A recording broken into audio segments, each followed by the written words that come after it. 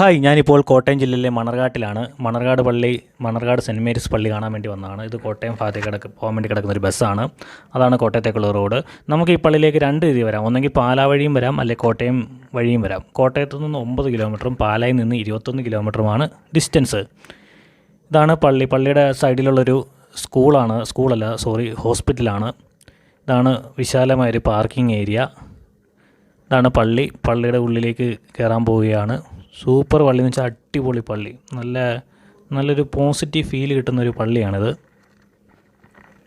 കോട്ടയം ജില്ലയിലെ വളരെ ഫേമസ് ആയിട്ടുള്ളൊരു പള്ളിയാണിത്. ഇതാണ് ഈ പള്ളിയുടെ ഫ്രണ്ടിലുള്ള കുരിശ്. ഈ കുരിശിനൊരു ചരിത്രമുണ്ട്.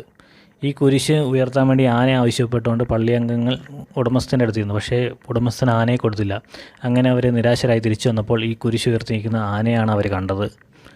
അത് നമുക്ക് അവിടെ തന്നെ എഴുതി വെച്ചിട്ടുണ്ട്. അത് നമുക്ക് അവിടെ നിന്ന് വായിച്ചെടുക്കാവുന്നതാണ്. അതിന് ഒരുപാട് കാര്യങ്ങളുണ്ട്. ഇതാണ് കൊത്തി വെച്ചേക്കുന്നത്, എഴുതി വെച്ചിട്ടുണ്ട്. ഇത് നമുക്കിത് വായിക്കാവുന്നതാണ്. ഇനി പള്ളിയുടെ ഉള്ളിലേക്ക് കയറാം. അടിപൊളി നല്ല ഇൻറ്റീരിയറൊക്കെ ചെയ്തേക്കുന്ന സൂപ്പർ ഒരു പള്ളിയാണ്. അകത്തൊക്കെ നിലവിളക്കൊക്കെ ഉണ്ട്. ഉള്ളിലെ കാഴ്ചകളൊന്നും ഷൂട്ട് ചെയ്യുന്നില്ല. ഇതാണ് പള്ളിയുടെ ഉള്ളിൽ. അടിപൊളി എന്ന് വെച്ചാൽ അടിപൊളിയാണ്. ഉള്ളിലെ കാര്യങ്ങളൊന്നും കാണിക്കുന്നില്ല. അങ്ങനെ പള്ളിയിൽ നിന്നിറങ്ങി നല്ല പോസിറ്റീവ് അനുഭവം കിട്ടുന്നൊരു പള്ളിയാണിത്.